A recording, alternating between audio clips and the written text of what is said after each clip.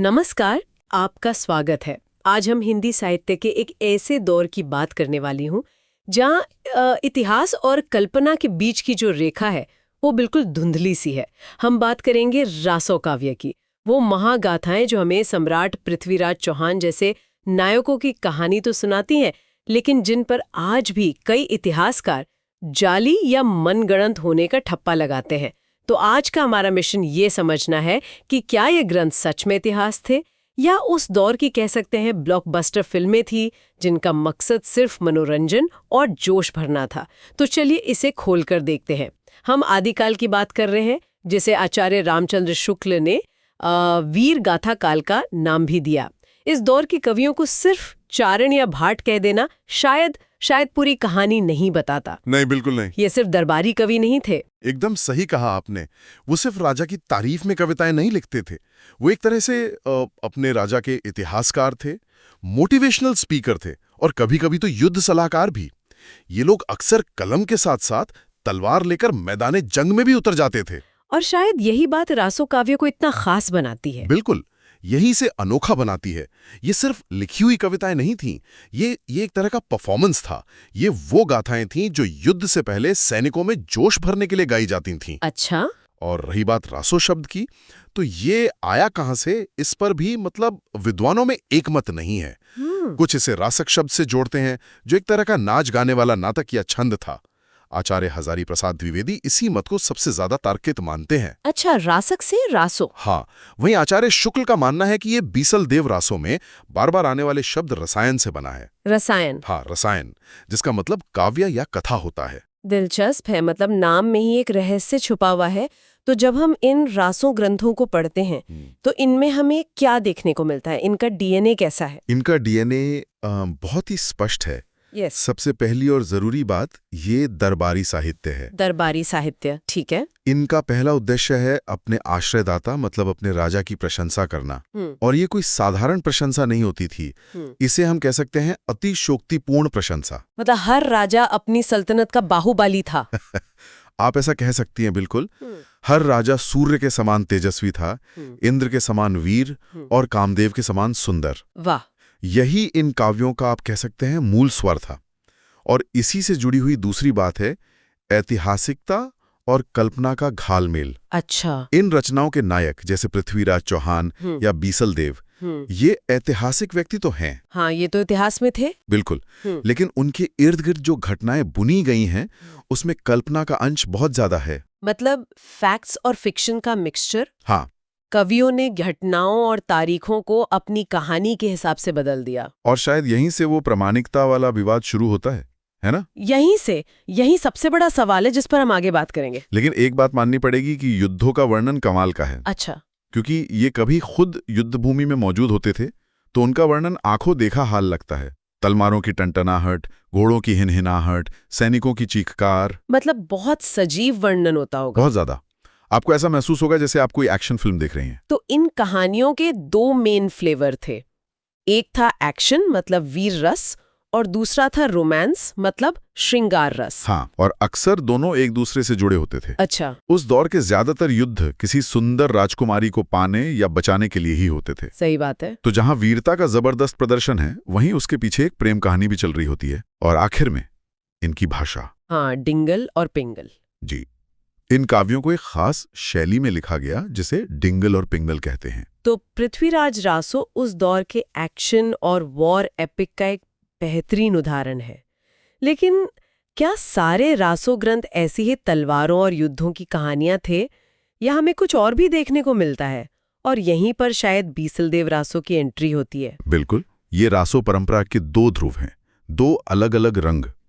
एक तरफ है पृथ्वीराज रासो, जो एक महाकाव्य है। महाकाव्य। इसके रचयिता चंद्र बरदाई थे, जो पृथ्वीराज चौहान के बचपन के दोस्त और राजकवि थे। आचार्य रामचंद्र शुक्ल ने तो इसे हिंदी का पहला महाकाव्य तक कहा है। और चंद्र बरदाई को पहला महाकवि? जी। ये एक विशाल ग्रंथ है, एक एपिक मूवी की तरह, जिसमें पृथ्वीराज की वीरता, उनके युद्ध और संयोगिता के साथ उनके प्रेम की पूरी कहानी है। और मैंने सुना है कि इसकी बनावट भी काफी जटिल है। बहुत ज्यादा। इसमें 69 समय यानी अध्याय हैं और लगभग 68 अलग-अलग तरह के छंदों का इस्तेमाल हुआ है। 68? हाँ, इसे ऐसे समझिए कि जैसे एक संगीतकार अपनी एक ही धुन में 68 अलग-अलग वाद्यंत्रों का इस्तेमाल करें। वाह। हर भाव के लिए, चाहे वो युद्ध का जोश हो, प्रेम का संवाद हो या दुख का विलाप, चंद बरदाई के पास एक अलग मीटर, एक अलग रिधम थी। इसीलिए इसे छंदों का अजायब घर भी कहते हैं ना? बिल्कुल। और उनका सबसे पसंदीदा छंद छप्पय था। और एक और बात है कि चंद बरदाई इसे खुद पूरा नहीं कर पाए थे। हाँ, ये भी एक कहानी है। माना जाता है कि जब मोहम्मद गोरी पृथ्वीराज को बंदी बनाकर गजनी ले गया, तो चंद बरदाई भी उनके पीछे पीछे वहां पहुंचे और जाते हुए उन्होंने इस ग्रंथ की अधूरी पांडुलिपि अपने बेटे जल्हण को सौंप दी ताकि वो इसे पूरा कर सके। अच्छा, बेटे ने पूरा किया? हाँ, रासों में एक पंक्ति भी आती है, पुस्तक जल्हण हथ दे चली गज्जन निपकाज, यानी कि किताब जल्हण के हाथ में देकर राजा के काम के लिए गजनी चले। एकदम। वाह। तो ये तो हुई वीर रस की एक एपिक कहानी। अब आते हैं इसके बिल्कुल उलट, बीसल देव रासो पर। हाँ, अगर पृथ्वीराज रासो एक जोरदार एक्शन फिल्म है, तो बीसल देव रासो एक भावुक प्रेम कहानी है, एक म्यूजिकल रोमांस। Musical romance. इसके रचयिता नरपति नालह थे। इसमें वीर रस का नामो निशान नहीं है, बल्कि श्रृंगार रस है, और उसमें भी वियोग श्रृंगार यानी बिछड़ने का दर्द। तो इसकी कहानी क्या है? कहानी यह है कि अजमेर के राजा बीसल देव का विवाह मालवा के राजा भोज की बेटी राजमती से होता है। एक दिन रानी मजाक में कह देती है कि आपके राज्य में तो नमक की खाने भी नहीं है, असली धनी तो मेरे पिता हैं। अरे! बस इसी बात पर राजा का स्वाभिमान आहत हो जाता है और वो रूठकर 12 साल के लिए उड़ीसा चले जाते हैं। एक ताने पर 12 साल के लिए राज्य छोड़कर चले गए। हाँ, आज हमें ये अजीब लग सकता है, लेकिन उस दौर के साहित्य में नायक का स्वाभिमान बहुत बड़ी चीज थी। और यहीं से कहानी का असली हिस्सा शुरू होता होगा, रानी का विरह। बिल्कुल। इसके बाद राजमती के विरह का जो वर्णन है, वो हिंदी साहित्य की एक अनमोल धरोहर है।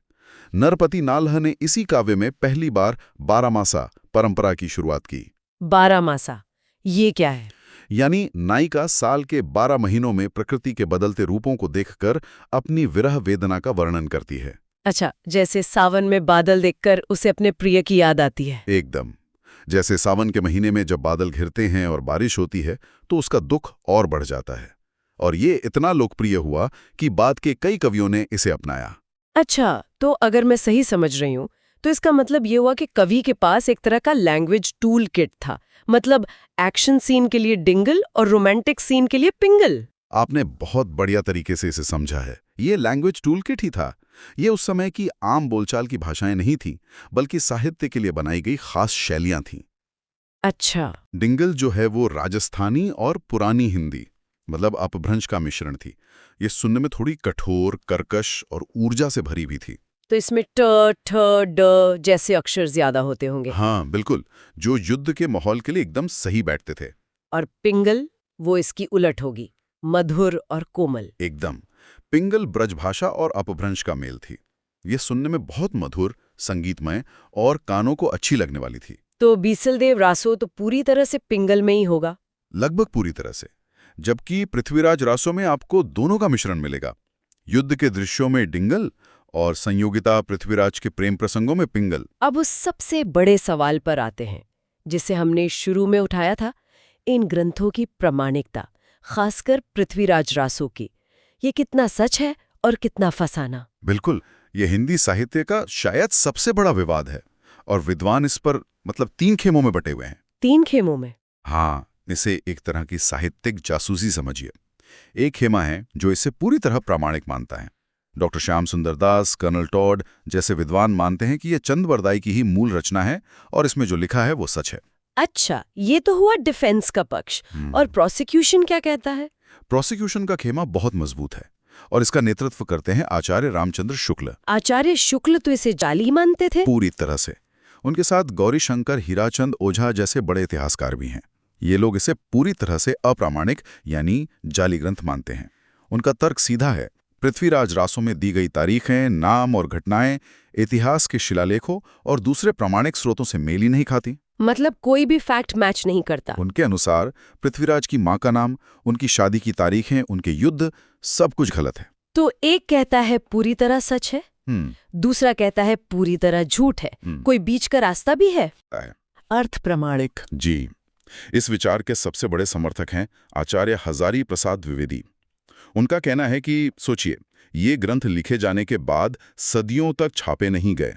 ये वाचिक परंपरा में जीवित थे, मतलब गाकर सुनाए जाते थे। हाँ, भाट और चारण इन्हें गा गाकर एक पीढ़ी से दूसरी पीढ़ी तक पहुंचाते थे। तो इस प्रक्रिया में कहानी में बदलाव आना तो स्वाभाविक है। हर गायक ने अपनी तरफ से कुछ मसाला डाल दिया होगा। बिल्कुल। द्विवेदी जी का यही मानना है कि हो सकता है चंदबरदाई ने एक मूल रासो लिखा हो, एक ढांचा तैयार किया हो, लेकिन समय के साथ उसमें इतना कुछ जोड़ा और बदला गया कि आज जो रूप हमारे पास है वो पूरी तरह से मूल नहीं है। यानी कल्पना का अंश इतिहास पर इतना हावी हो गया कि अब दोनों को अलग करना लगभग नामुमकिन है। एकदम सही। पृथ्वीराज रासो और बीसलदेव रासो के अलावा और कौन से ग्रंथ इस परंपरा में महत्वपूर्ण हैं? कई हैं, लेकिन दो का जिक्र बहुत जरूरी है। एक है परमाल रासो। परमाल रासो आज ये अपने असली नाम से कम और आलाखंड के नाम से ज्यादा जाना जाता है।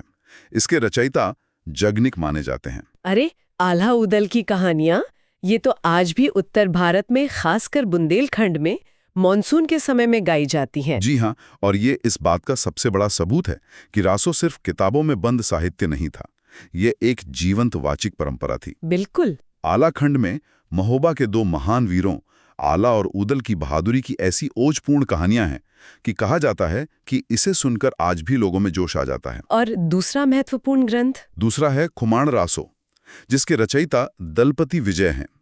ये भी करीब 5000 छंदों का एक बड़ा ग्रंथ है, जिसमें चित्तौड़ के राजा खुमाण के युद्धों का वर्णन है। तो इन सब का क्या मतलब है? अगर ये ऐतिहासिक रूप से पूरी तरह सही नहीं है, तो आज हमारे लिए इनका क्या महत्व है? देखिए, इनका महत्व ऐतिहासिक दस्तावेज के तौर पर नहीं, बल्कि एक सांस्कृतिक दस्तावेज के तौर पर है। सांस्कृतिक दस्तावेज? हाँ, ये ग्रंथ हमें बताते हैं कि उस दौर का सामंती समाज कैसा था, उनके आदर्श क्या थे, वीरता, प्रेम और सम्मान के उनके लिए क्या मायने थे। ये उस युग का मीडिया थे, जिनका काम था अपने समाज का मनोरंजन करना और अपने राजा सैनिकों का मनोबल बढ़ाना। एक तरह से उस दौर के आईने हैं, भले वो आईना थोड़ा धुंधला हो। हाँ, थोड़ा धुंधला और अलंकृत हो। तो आज हमने हिंदी के आदिकाल की रासो काव्य परंपरा की गहराई में उतरकर देखा। हमने पृथ्वीराज रासो के एक्शन और बीसलदेव रासो के रोमांस के बीच का फर्क समझा। हमने डिंगल और पिंगल जैसे लैंग्वेज टूल किट को जाना और इन ग्रंथों की सच्चाई पर हुए सबसे बड़े साहित्यिक विवाद की जासूसी भी की। जाते जाते एक विचार सबके लिए छोड़ जाती हूँ। इन काव्यों में संकुचित राष्ट्रीयता की बात कही जाती है, जहाँ एक राजा के लिए उसके 150 गांवों का राज्य ही उसका राष्ट्र था और पड़ोसी राज्य दुश्मन। आज जब हम एक अखंड भारत की बात करते हैं, तो इन ग्रंथों को कैसे पढ़ें? क्या ये महाकाव्य एक महान भारतीय नायक की वीर गाथा है, या एक छोटे से राज्य के अपने ही पड़ोसी पर विजय का उत्सव मात्र? इस पर सोचिएगा।